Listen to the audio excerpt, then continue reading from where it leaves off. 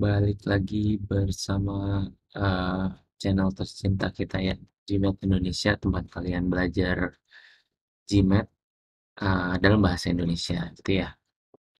Oke, ini kita melanjutkan video yang sebelumnya ya, masih di verbal reasoning dan topiknya kali ini critical reasoning, gitu ya.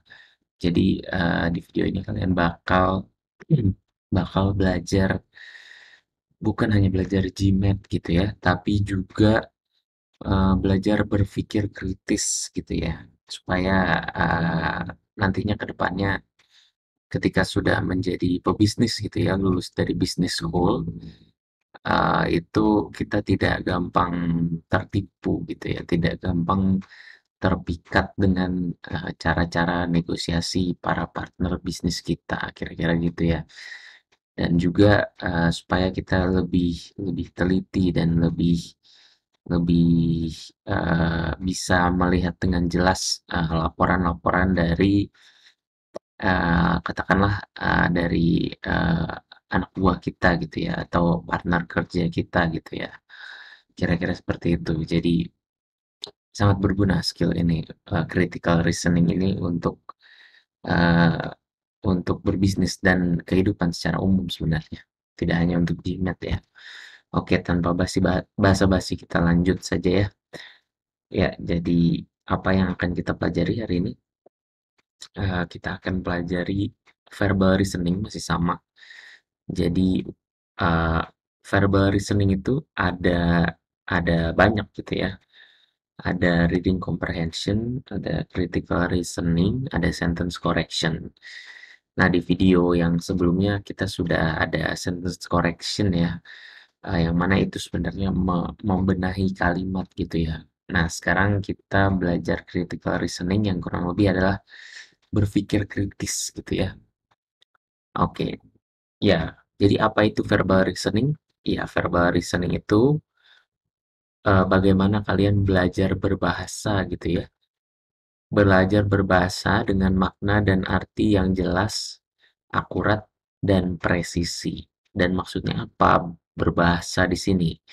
Berbahasa itu artinya membaca, menulis, mendengarkan, dan berbicara. Ya, basically sama kayak kita belajar bahasa Inggris gitu ya. Uh, ada listening, speaking, writing, reading gitu ya. Nah, memang memang GMAT, verbal reasoning, GMAT secara umum ya, itu memang dalam bahasa Inggris ya, sekali lagi. Tesnya memang dilakukan dalam bahasa Inggris. Jadi ada soal kuantitatif ya, basically matematika dan soal bahasa verbal. Dan semua dalam bahasa Inggris.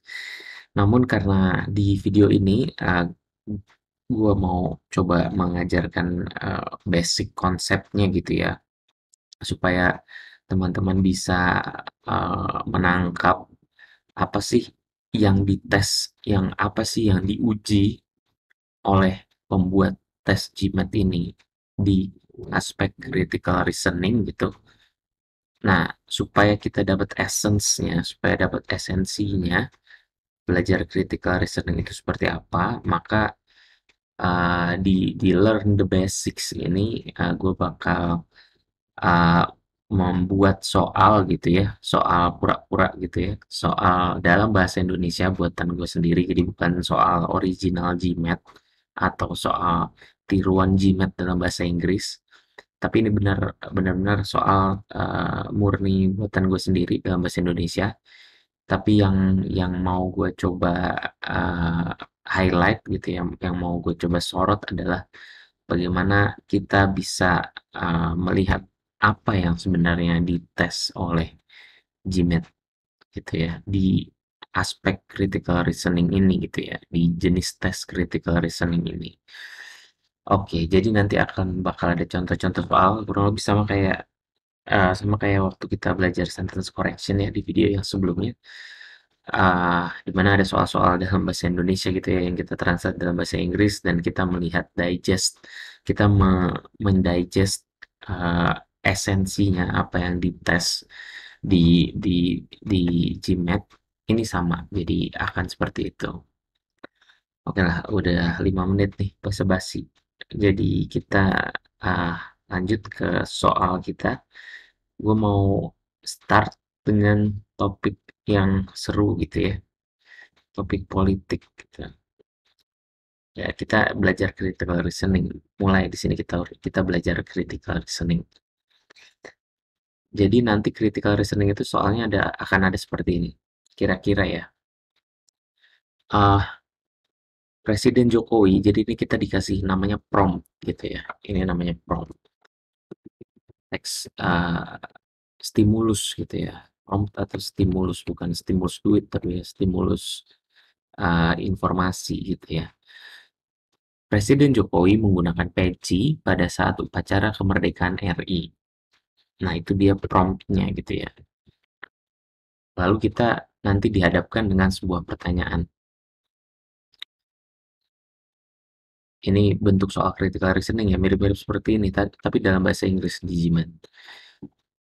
Manakah pernyataan yang sudah pasti benar gitu ya. Jadi kita dikasih kalimat, Presiden Jokowi menggunakan peci pada saat upacara kemerdekaan RI. Lalu kita ditanya, manakah pernyataan yang sudah pasti benar? Gue silakan dulu ya, supaya nanti pilihan-pilihannya kebaca gitu ya. Oke. Nah, mana dari pernyataan manakah yang pernyataan yang sudah pasti benar? Manakah pernyataan di bawah ini gitu ya? Ini nanti ada pilihan yang sudah pasti benar gitu ya. Kita buka satu-satu. Yang A. Oh, Presiden Jokowi ingin memberikan citra religius pada masyarakat Indonesia. Nah, ini seru ini, gitu kan? Karena topiknya politik, gitu kan? Presiden Jokowi menggunakan peci pada saat acara kemerdekaan RI. Apakah Presiden Jokowi ingin memberikan citra religius kepada masyarakat Indonesia? Kita lihat pilihan kedua. B. Upacara kemerdekaan RI perlu dilaksanakan secara khidmat, gitu ya. Jadi mungkin ya karena harus khidmat gitu ya, jadi pakai peci gitu kan. Ya, ya nggak tahu gitu ya. Pilihan kedua itu ya. Pilihan ketiga, peci merupakan simbol keagamaan di kalangan umat Islam. Apakah ini benar gitu kan? Nah, lanjut ke ini ya, pilihan choice berikutnya. Sebagian rambut Presiden Jokowi tidak terlihat pada saat upacara kemerdekaan RI. Nah, mulai bingung nih. Maksudnya apa dia ngomongin rambut gitu kan? Kan kita lagi ngomongin peci. Yang terakhir, tahun ini Indonesia butuh pemimpin yang kuat beragama. Nah, kira-kira seperti ini bentuk bentuk pertanyaan di GMAT dalam aspek critical reasoning. Pertama-tama gini, kita kita diberikan informasi bahwa Presiden Jokowi menggunakan peci pada saat upacara kemerdekaan RI gitu ya. Dan ini uh, informasi ini adalah satu-satunya informasi yang diberikan untuk menjawab pertanyaan yang manakah pernyataan di bawah ini yang sudah pasti benar itu ya. Dan atas dasar hanya informasi ini, kita harus menjawab mana yang di bawah ini yang sudah pasti benar gitu ya. Atau jangan sudah pasti benar sih sebenarnya yang yang yang ya sudah pasti benar lah ya. Sudah pasti benar deh. Gue ganti deh soalnya sudah pasti benar. Coba kita telah satu-satu ya. Oke. Yang A, Presiden Jokowi ingin memberikan citra religius kepada masyarakat Indonesia gitu ya. Apakah memberikan citra religius itu sudah apa? Hanya dengan cara menggunakan peci pada saat upacara kemerdekaan RI gitu ya. Kayaknya sih ya kalau mau bikin citra religius nggak cuman pakai peci saja ya, bisa bisa aja nih bisa aja ibadah di ruang terbuka gitu ya, di hari perayaan umat Islam misalnya gitu ya, atau memberikan eh, ucapan selamat kepada masyarakat Indonesia pada saat hari-hari besar gitu ya, kan itu juga memberikan citra religius ya. Dan citra religius di sini juga konteksnya tidak hanya agama spesifik satu Islam gitu ya, bisa jadi agama Kristen juga, bisa jadi agama Hindu. Kalau memang mau memberikan citra religius secara umum, karena di kalimat ini tidak spesifik dalam satu agama, maka ya caranya sepertinya tidak dengan menggunakan peci pada saat upacara kemerdekaan RI saja gitu ya. Jadi yang A itu meragukan ya, apakah apakah pernyataan A, Presiden Jokowi ingin memberikan citra religius kepada masyarakat Indonesia itu sudah pasti benar? Iya, ya belum tentu, kita nggak tahu gitu ya. Oke, move on ya ke options B, pilihan B. Upacara kemerdekaan RI perlu dilaksanakan secara hikmat. Apakah pernyataan ini benar? Oh ya tentu benar gitu ya. Ya, setiap upacara kemerdekaan RI ya, yang apalagi yang diselenggarakan di Istana Negara gitu ya misalnya, itu pasti dilaksanakan secara hikmat ya. Itu pasti bukan perlu lagi gitu ya. Tapi apakah itu sebuah pernyataan yang sudah pasti benar karena Presiden Jokowi menggunakan peci pada saat upacara kemerdekaan RI? Iya, eee eee, iya iya, tidak ada hubungannya gitu ya. Ya maksudnya Presiden Jokowi bisa saja tidak pakai peci, tapi upacara kemerdekaan RI, eee, tetap perlu dilaksanakan secara hikmat. Bisa saja pakai baju adat apa gitu ya, bisa aja pakai baju, bisa aja nggak pakai peci, bisa aja pakai sorban gitu ya, bisa aja pakai ya apapun lah gitu ya. Artinya kita diberikan informasi bahwa Presiden Jokowi menggunakan peci pada saat upacara kemerdekaan RI atas atas informasi tersebut gitu ya. Mungkin di sini gue tambahin deh. Tapi di Gmail tidak ada ya kalimat seperti ini ya.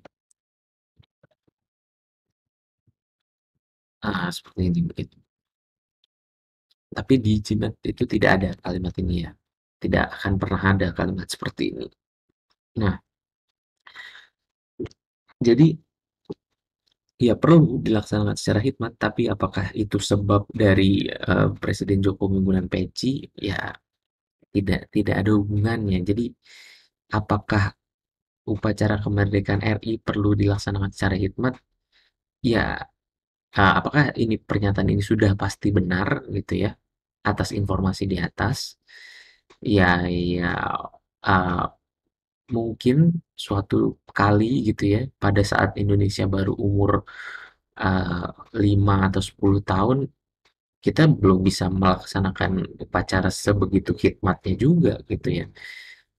Jadi ya ya ya kita, eee, tidak bisa menjudge bahwa pernyataan ini benar gitu ya atas informasi yang ada di atas gitu ya. Artinya, ini perlu masih meragukan gitu ya.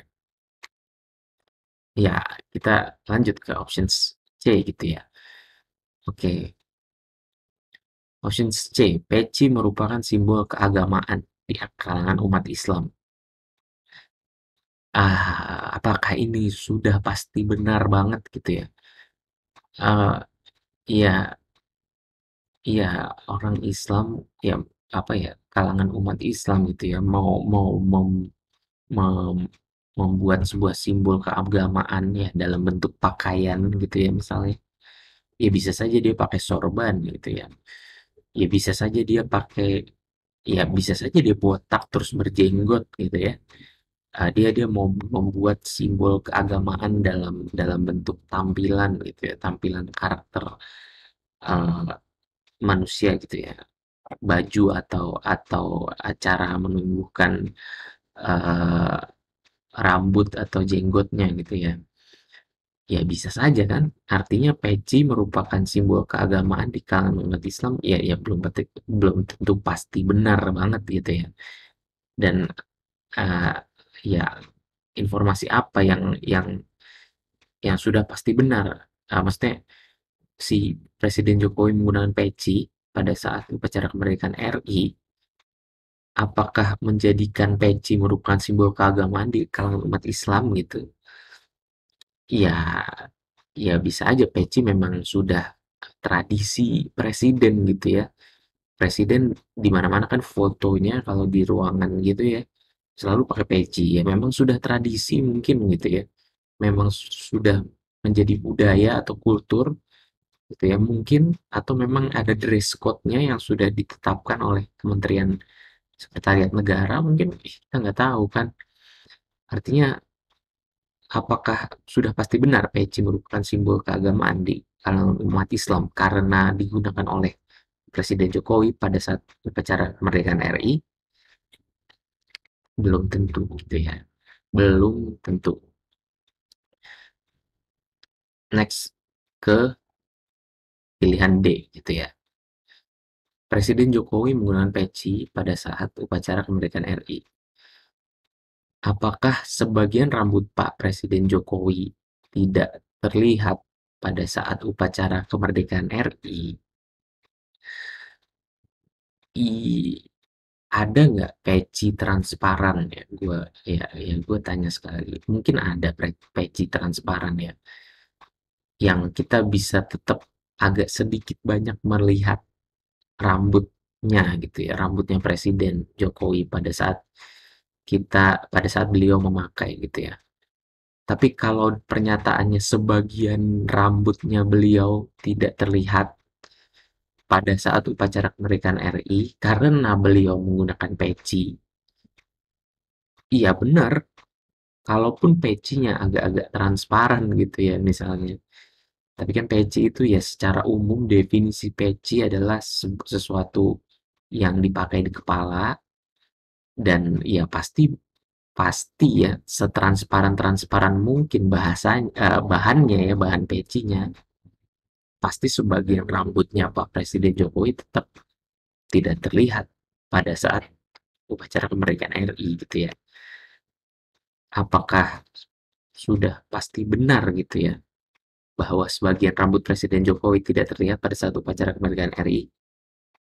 Jawabannya ya, iya pasti benar. Ini pasti benar gitu ya. Ini tidak bisa dipungkiri, pasti benar. Secara definisi peci yang diketahui oleh khalayak umum gitu ya.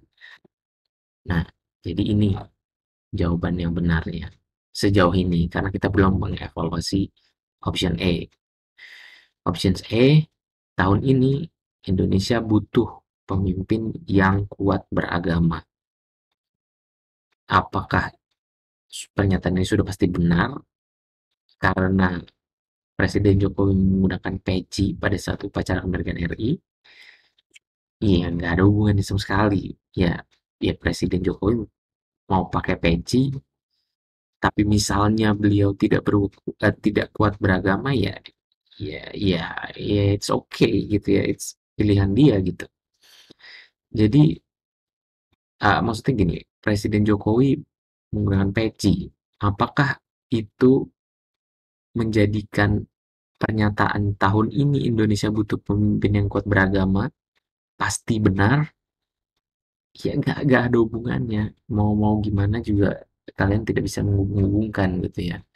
Nah inilah inilah gitu ya. Critical reasoning gitu ya. Critical reasoning itu adalah kita belajar berpikir secara kritis gitu ya. Apa iya, apa benar, apa secara logika itu nyambung gitu ya. Apakah secara logika itu dekat korelasinya gitu ya. Kira-kira seperti itulah. Nah, kalau kalian berlatih ya di aspek critical reasoning ini secara berulang-ulang gitu ya dengan konsisten, kalian akan menjadi orang yang lebih sekali lagi lebih cerdas ya pastinya ya. Di critical reasoning ini kalian nanti belajar untuk bisa lebih kritis gitu ya, dan terhindar dari argumen-argumen yang tidak on point gitu ya, yang tidak spesifik menuju isu at at stake gitu ya, tidak menuju isu at stake-nya gitu. Oke lah, ya berat banget ya bahasa gue, nanti nggak pada paham lah. Nah ini kita lanjut lah ke soal berikutnya. Nah soal berikutnya ini ya lucu-lucuan ya, sama sebenarnya yang soal yang tadi juga lucu-lucuan aja gitu. Maksudnya nanti di aktual tesnya itu akan jauh lebih bingung dan lebih susah, dan case-nya akan lebih bisnis gitu ya. Nanti akan gue tunjukin juga salah satu contoh yang udah gue buat yang case-nya sangat bisnis gitu ya. Ada nggak ya? Oh ya ada. Oke. Nah, oke kita langsung aja ke soal ini gitu ya. Ini Sita gitu ya. Siapa kayak Sita? Nggak tahu lah. Ntar gue geser dulu. Nah, Sita bangun malam. Sita bangun tengah malam dan lapar. Jadi dia bangun tengah malam dan dia lapar gitu ya. Esok paginya, ibu dari Sita menemukan kue di kulkas sudah tidak ada. Nah, berarti tadinya ada kue, sekarang tidak ada gitu ya. Kaget ibunya. Ya nggak kaget sih, menemukan aja gitu ya. Nggak ada yang ngomong kaget di sini. Adik dari Sita melihat Sita bangun tengah malam dan membuka kulkas. Waduh, makin suspicious kan. Makin kita, wah ini tersangkanya nih. Tersangkanya Sita ini udah pasti gitu kan. Karena ya adiknya lihat gitu. Sita ini bangun dan membuka kulkas gitu kan. Jadi sudah jelas gitu ya bahwa Sita yang memakan kue yang hilang dari kulkas ini gitu. Nah ini ya uh, ya sebuah case gitu ya. Ada Sita lapar bangun tengah malam, besok paginya nggak ada di kulkas kue ibunya gitu. Adiknya lihat, oh itu kakak tadi bangun tengah malam buka kulkas gitu.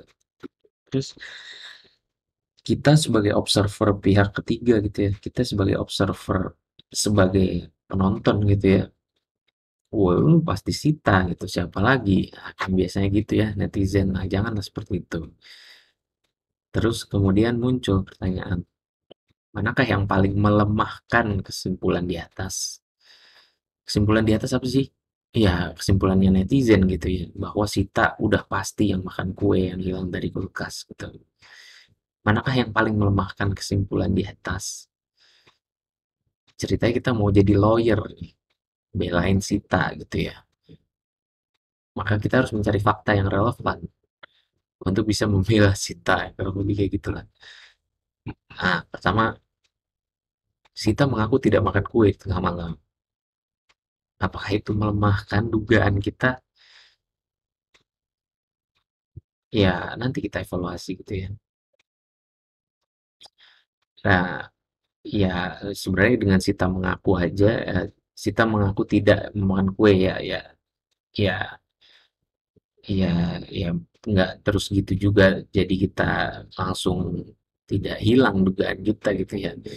Nah itulah kita jadi lawyer gitu ya. Sita ngaku nggak makan ya. Kita sebagai lawyer ya masa kita membasiskan pernyataan itu saja sebagai pembelaannya gitu ya. Nggak gitu ya. Kita harus cari evidence yang lebih kuat. Nah ini, pada malam itu ayah pulang tengah malam dan lapar karena tidak sempat beli makan. Wah, ini siapa yang makan jadinya nih, gitu kan? Nah, ini menarik. Nah, kita lanjut. Kue yang dibeli Ibu Sita merupakan kue pemberian tetangga. Jadi ibunya mungkin sayang banget sama ini kue gitu ya. Jadi ini yang beli tetangga gitu. Pokoknya kamu harus ganti nih Sita, gimana dong gitu ya. Oke, lanjut. Adik Sita menemukan piring dari kue dengan jejak kucing di taman belakang. Jejak kaki kucing di taman belakang. Gitu ya. Nah,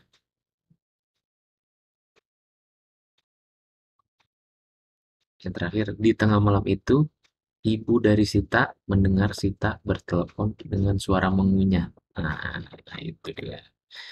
Nah, sekarang sekarang kita mencoba berpikir kritis gitu ya. Eh, kita mencoba berpikir kritis, tapi sebelumnya gue tambahin dulu ya pertanyaannya supaya lengkap. Jadi manakah dari perannya, dari fakta di bawah ini,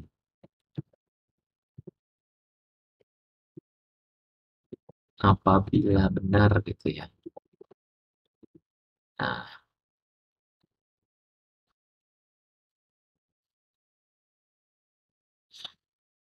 nah nanti akan ada kalimat apabila benar yang kalau dijimat ini sudah pasti gitu ya. Nah, jadi kita harus mentreat setiap opsi ini sebagai sebuah fakta yang yang kalau dia benar gitu ya. Jadi kita ulang ya, Sita bangun tengah malam dan dia lapar. Besok paginya ibu Sita menemukan kue tidak ada di dalam kulkas. Adik dari Sita melihat Sita bangun tengah malam dan buka kulkas. Makin makin kuat dugaannya. Terus kita tiba-tiba menyimpulkan gitu ya. Kita menyimpulkan, oh ya jelas lah Sita yang makan, siapa lagi gitu kan. Udah tengah malam buka kulkas, adiknya udah lihat gitu kan. Kita mau jadi lawyer. Kita diberikan 5 buah fakta dan kita harus milih salah satu nih. Mana sih yang kalau benar gitu ya. Kalau benar ya. Artinya 5 pernyataan ini uh, tidak perlu menjadi semuanya benar gitu. Ya nggak kita nggak nyari semua benar dari 5 pernyataan ini gitu. Kita dikasih fakta nih, fakta ada 5. Yang mana yang kalian pilih? Kalau ini benar, kalau ini kita jadikan benar, maka kesimpulan bahwa Sita yang makan kue itu menjadi hilang sama sekali gitu ya. Nah, gitu. Menjadi uh, argumen bahwa Sita yang makan kue itu menjadi ya hancur gitu ya. Argumennya jadi falls apart gitu ya bahasa Inggrisnya jadi ya rontok lah. Nah, coba kita telah satu-satu. Pertama, Sita mengaku tidak makan kue di tengah malam. Misal nih, kita menganggap ini benar gitu ya. Jadi abis kita simpulkan, abis netizen itu simpulkan, oh Sita yang makan kue pasti siapa lagi kita nggak tahu gitu kan. Tapi terus Sita ngaku, oh bukan bukan aku yang makan kue gitu. Kalau ini benar, apakah menjadikan kesimpulan di atas menjadi lemah gitu ya? Apakah dugaan netizen menjadi lebih lemah gitu ya? Iya, ya tidak gitu. Ya, ya Sita bisa aja ngaku nggak makan, ngaku nggak bangun tengah malam segala macam, tapi adiknya lihat, ya kita harus menyediakan kita sebagai lawyer gitu ya, harus menyediakan pembelaan yang lebih kuat gitu. Jadi option A itu tidak bisa, tidak melemahkan sama sekali kalau kalau boleh saya bilang. Jadi kita lanjut ke option B. Pada malam itu, ayah pulang tengah malam dan lapar karena tidak sempat beli makan, gitu ya. Nah, ini bisa melemahkan ya, bisa melemahkan, gitu ya. Nah, ini memang soal gue bikin sendiri ya. Jadi jawabannya bisa jadi ya ini ya, ada beberapa jawaban yang bisa jadi benar, ada beberapa jawaban yang bisa jadi salah gitu ya. Pada malam itu ayah pulang tengah malam dan lapar karena tidak sempat beli makan. Ini melemahkan, ini melemahkan juga gitu ya. Tapi apakah ya bisa aja ayahnya pulang tengah malam gitu ya. Terus ayahnya kelaparan gitu. Ayahnya kelaparan, nggak sempet beli makan gitu. Ini nggak ngomong siap-siap, pokoknya kita dapat informasi aja nih, ayahnya pulang tengah malam gitu ya. Terus beliau lapar karena nggak sempat beli makan. Tapi apakah iya ayah ini yang makan kue dari kulkas? Ya bisa saja, tapi belum belum tentu gitu ya. Belum tentu.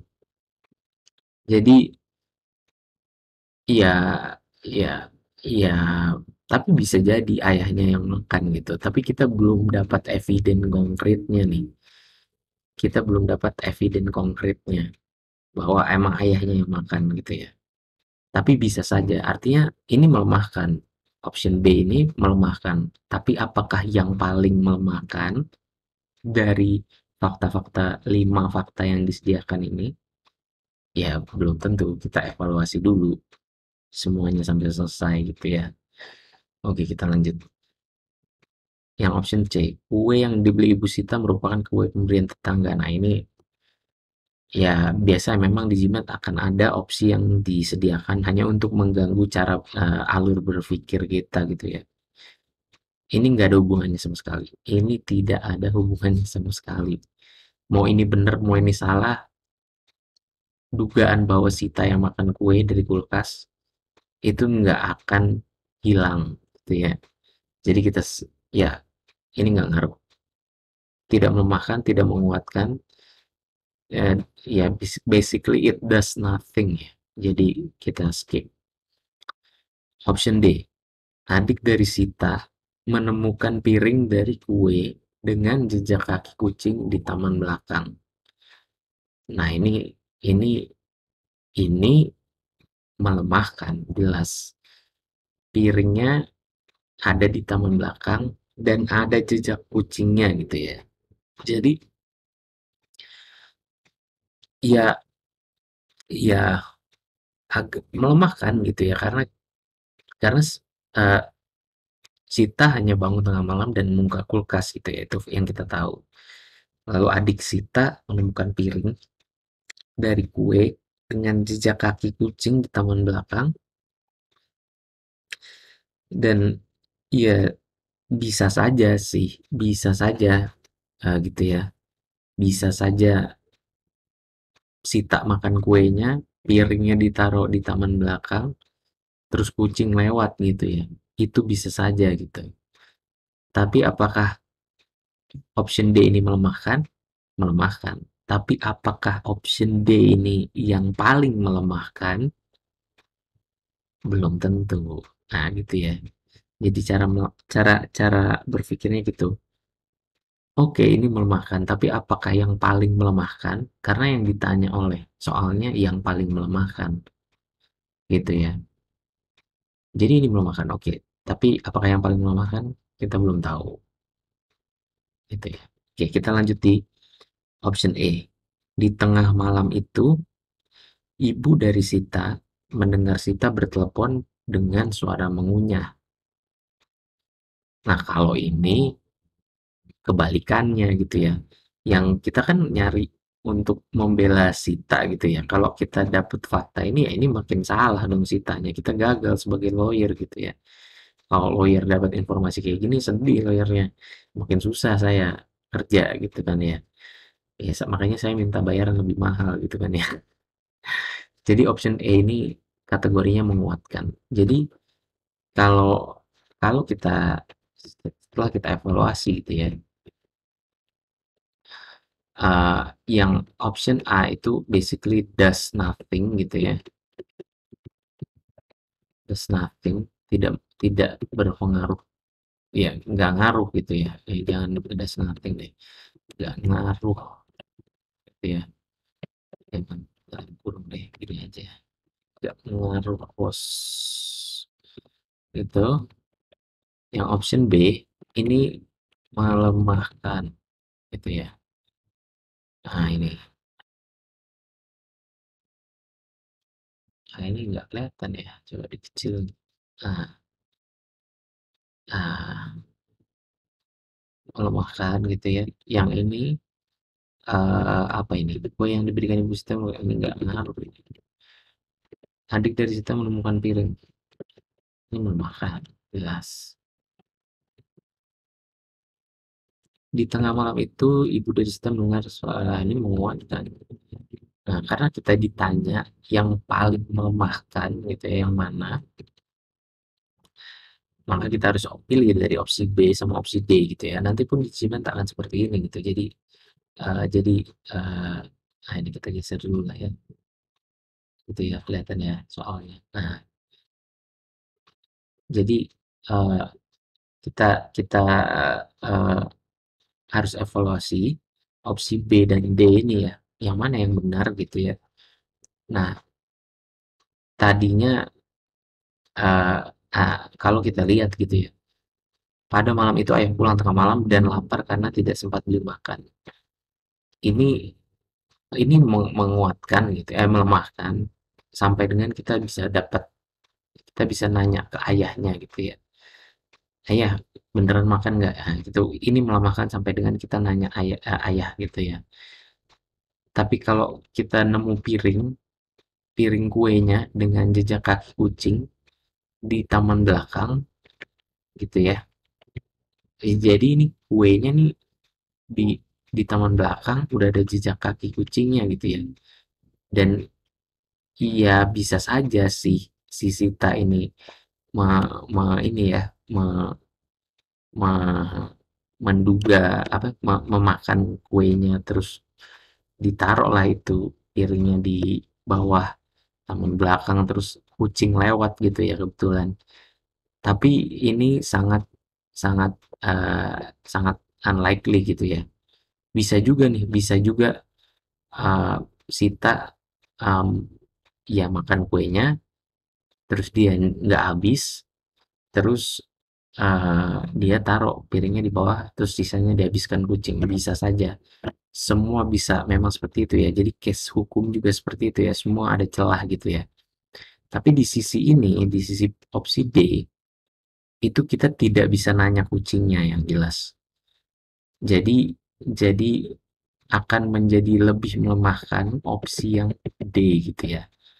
Karena kita tidak bisa nanya kucingnya yang jelas. Yang sementara yang B kita bisa tanya ayahnya. Artinya uh, celahnya lebih sempit di yang D gitu ya. Ketika yang D itu menemukan piring dari kue dengan jejak kaki kaki kucing di taman belakang, ini bisa bisa sangat jelas. Ini bisa melemahkan sekali bahwa Sita bukan orang yang memakan kue yang hilang dari kulkas. Mungkin, mungkin saja Sita ngambil kuenya, ada tiga kemungkinannya. Sita ngambil kuenya dari kulkas, Sita makan, terus piringnya ditaruh di taman belakang lalu diinjak kucing. Satu, bisa dua, Sita ngambil makan, mengambil kuenya lalu mau makan sebagian, terus sebagiannya lagi ditaruh di luar dan dimakan kucing, gitu ya. Yang ketiga bisa Sita ngambil kue, nggak dimakan sama sekali, lalu ditaruh di taman belakang dan semuanya dimakan kucing. Bisa jadi, ya bisa jadi itu semua bisa terjadi. Tapi ini yang paling melemahkan gitu ya, Pak, yang paling melemahkan karena uh, ya in any case kita yang B kita tidak bisa buktikan sampai kita tanya ayahnya gitu ya. Karena kita cuma dikasih statement pada malam itu ayah pulang tengah malam dan lapar karena tidak beli makan. Iya, iya, ya bisa aja langsung tidur ya lapar sih, tapi bisa aja langsung tidur. Bisa aja ayahnya terus kemudian keluar lagi beli makan gitu ya. Ya semua semua itu kemungkinannya akan lebih banyak dibanding ketika kita bandingkan dengan kalau yang D gitu ya. Menemukan piring dari kue dengan jejak kaki kucing di taman belakang. Nah, kira-kira seperti itu bentuk ini ya soal verbal reasoning, critical reasoning ini kita udah terlalu lama nih di soal ini. Memang akan banyak perdebatan ya karena itulah inti dari critical reasoning, membuat kita lebih kritis dan membuat kita lebih bisa berdebat gitu ya. Lanjut ya, sebenarnya soal lanjutannya ini yang udah gue bikin ini sama gitu ya. Cuma di soal berikutnya ini yang ditanyakan adalah yang paling menguatkan. Jadi kalau yang tadi itu paling melemahkan gitu ya. Soal yang ini yang mana yang paling menguatkan. Nah, ini jawabannya sudah jelas yang E gitu ya. Di tengah malam itu Ibu Sita mendengar Sita bertelepon dengan suara mengunyah. Wah, ini udah tidak bisa dipungkiri lagi gitu ya. Bisa aja sih makan yang lain. Bisa aja, sekali lagi bisa aja dia makan yang lain gitu ya. Tapi ini yang paling menguatkan gitu ya. Nah, menguatkan. Ya. Jadi kalian ini jawabannya E gitu ya. Oke. Nah, lanjutlah soal terakhir gitu ya. Soal terakhir ini eh ini lebih spesifik ke real world situation gitu ya, dengan kondisi nyata di dunia. Dan soal GMAT nanti akan lebih mengarah seperti ini.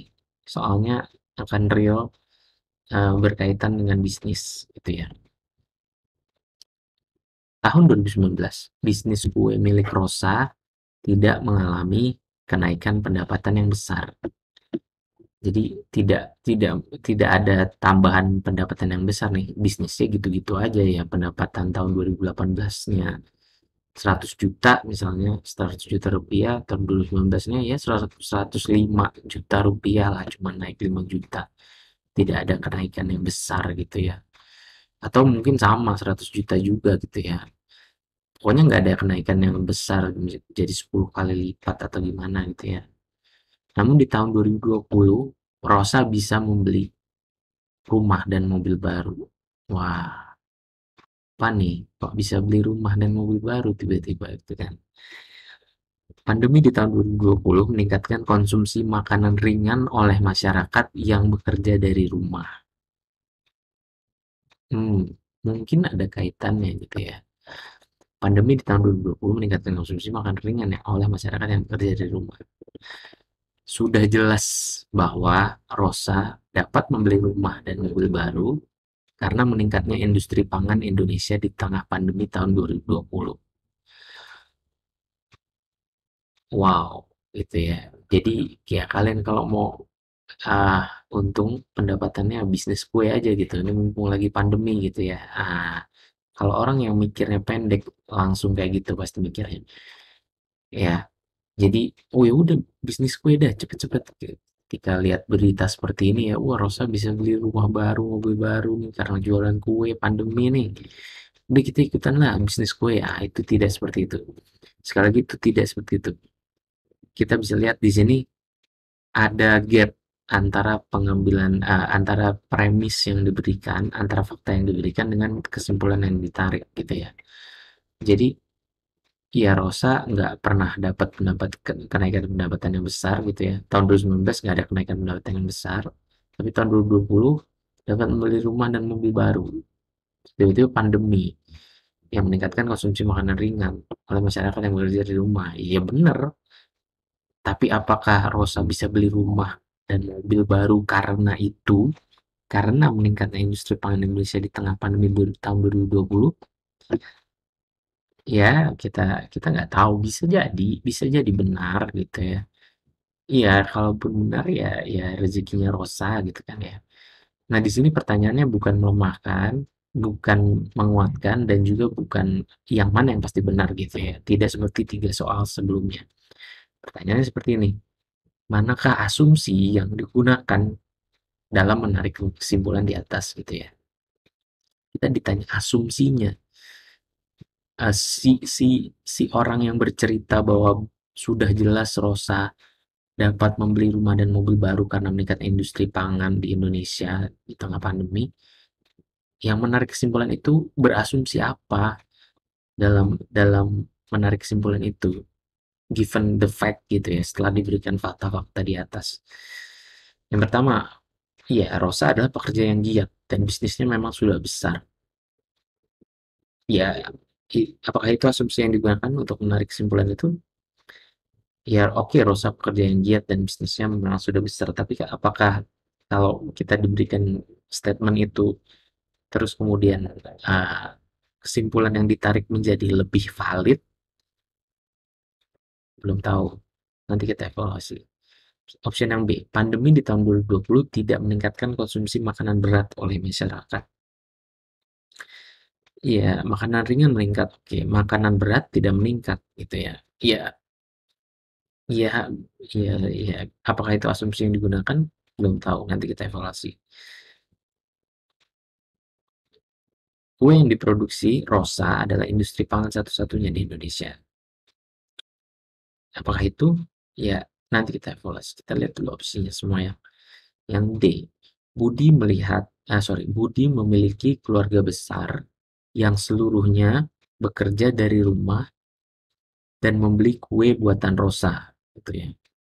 Waduh, ya mungkin ini gitu ya.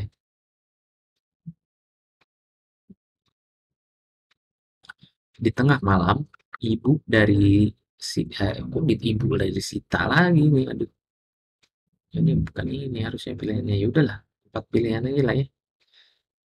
Ini kenapa jadi ibu Sita lagi, belum belum dibikin ternyata. Option E-nya. Oke lah, nggak apa-apa. Kita eh, 4 opsi aja lah. Ini bonus gitu ya. Oke, ini jangan dihapus deh. Biarkan kosong lagi ya. Nah, mari kita evaluasi satu ya. Ah, jadi kesimpulan yang ditarik oleh jadi kita diberikan fakta bisnis kue milik Rosa tahun 2019 tidak ada penaikan pendapatan. 2020 tiba-tiba Rosa bisa beli rumah sama mobil. Lalu kita nyambung-nyambungin dengan pandemi. Si orang yang ngomong ini nih, si orang yang nulis soal Gmat ini, nyambung-nyambungin. Ya gue yang nulis gitu ya, gue sambung-sambungin. Pandemi di tahun 2020 meningkatkan konsumsi makanan ringan oleh masyarakat yang bekerja dari rumah. Ya, it's possible. Ya, ya, ketika orang di rumah lebih sering nyemil mungkin dibanding di kantor, kita nggak tahu. Terus kita menarik kesimpulan, sudah jelas bahwa Rosa dapat membeli rumah dan mobil baru karena meningkatnya industri pangan Indonesia di tengah pandemi tahun 2020. Ada asumsi yang ada asumsi yang dibuat dalam dalam menarik kesimpulan ini gitu ya. Pertama ya, asumsinya banyak sekali yang dibuat gitu ya. Yang pertama, asumsi yang dibuat adalah ketika kita ngomong, namun di tahun 2020 Rosa dapat membeli rumah dan mobil baru, kita langsung berasumsi, oh itu uang dari bisnis kuenya gitu. Ya padahal belum tentu, bisa aja Rosa dapat uang dari orang tuanya, bisa aja Rosa dapat stimulus dari pemerintah, bisa aja Rosa suaminya tiba-tiba dapat proyek apa gitu ya, sehingga ya keluarganya bisa beli rumah dan mobil baru. Kita nggak tahu. Yang kita tahu cuman bisnis kue Rosa tidak mengalami kenaikan pendapatan di tahun 2019, dan di tahun 2020 Rosa bisa beli rumah dan mobil baru gitu.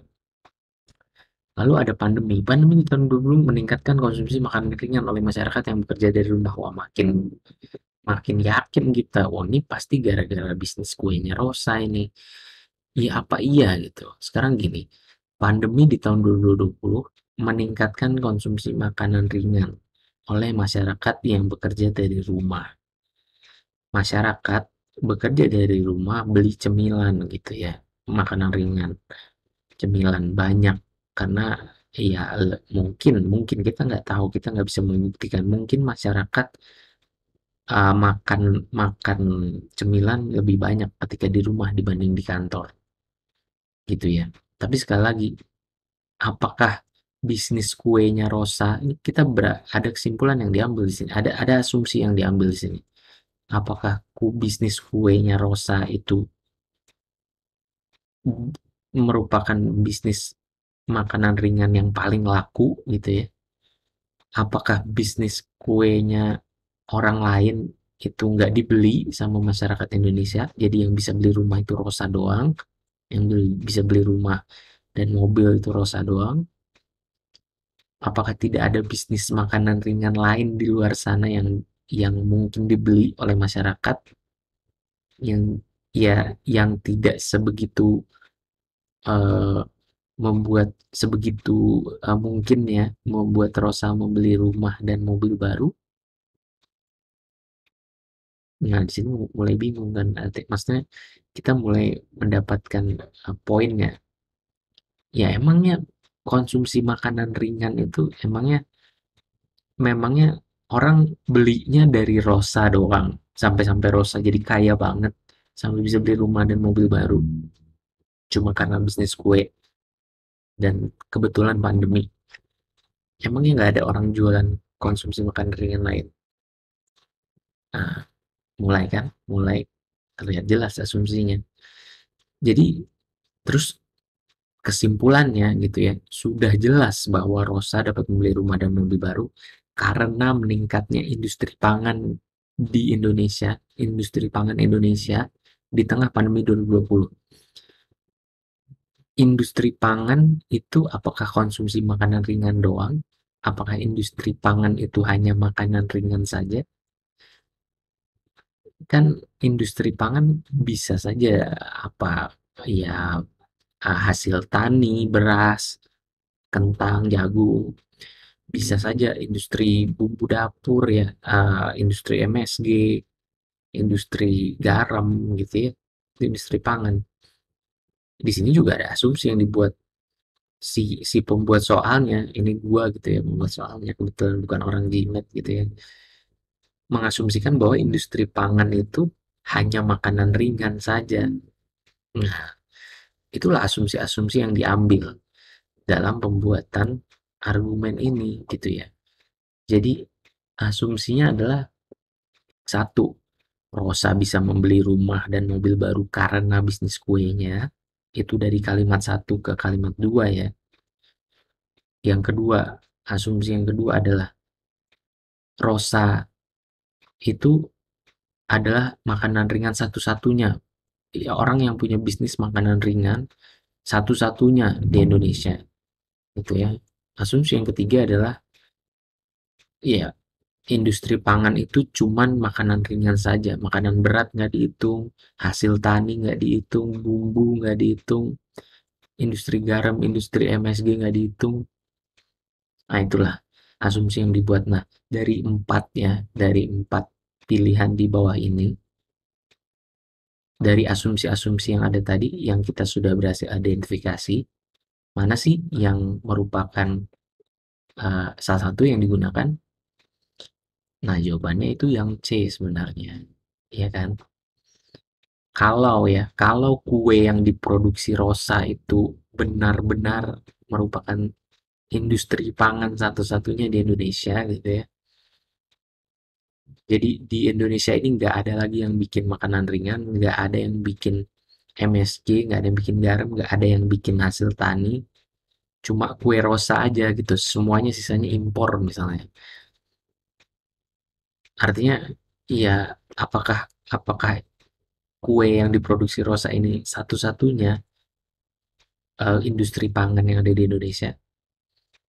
Ya kalau ini benar, kalau memang ini benar, ya bisa saja Rosa memang bisa beli rumah dan mobil baru karena hal ini gitu ya. Karena semua orang Indonesia yang bekerja dari rumah, semua orang Indonesia yang bekerja dari rumah, semua beli kue punya Rosa karena Rosa ini satu-satunya yang jual makanan gitu di Indonesia. Ya bisa jadi nggak ada yang jual beras, nggak ada yang jual jagung, nggak ada yang jual apapun, cuma Rosa doang yang jualan di Indonesia gitu ya.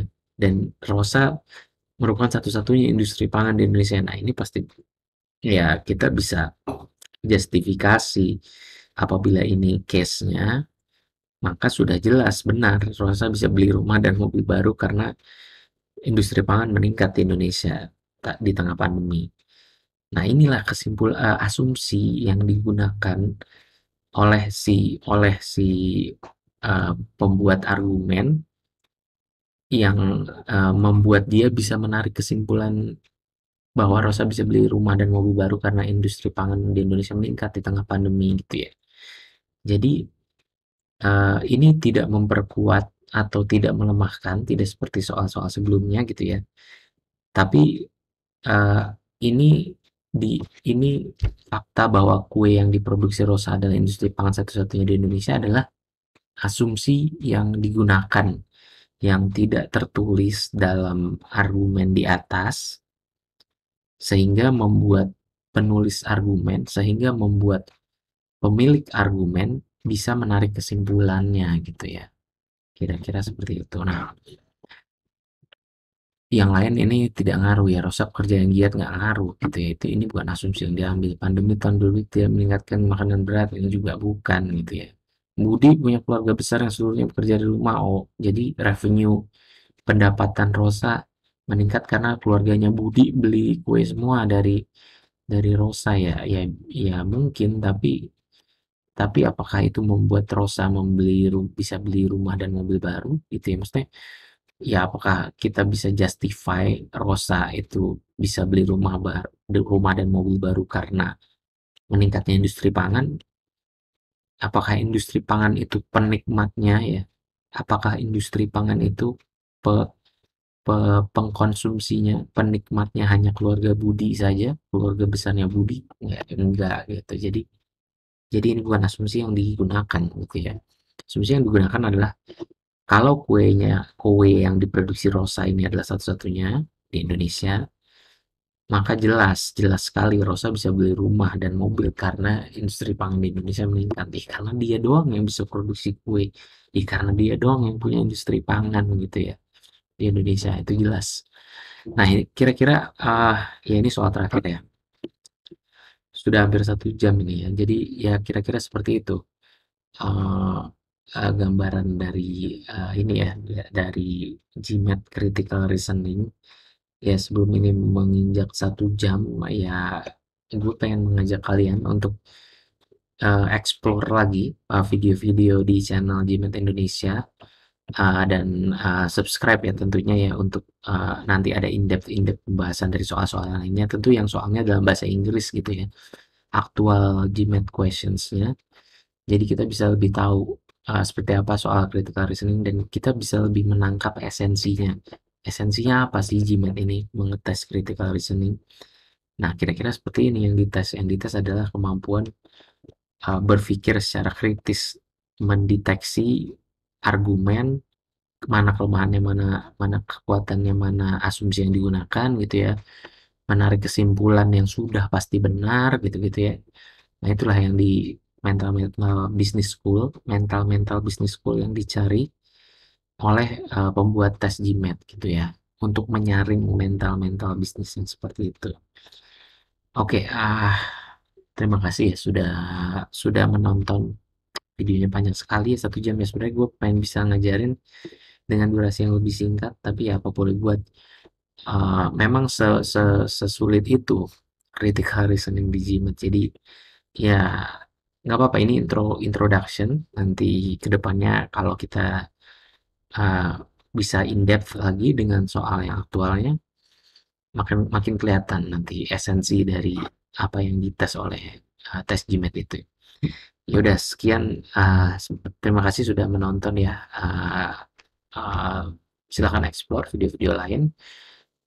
Kalau kalian belum nonton video sentence correction, gua saja sekalian nonton. Itu juga melatih kita berbicara dan berbahasa yang baik gitu ya.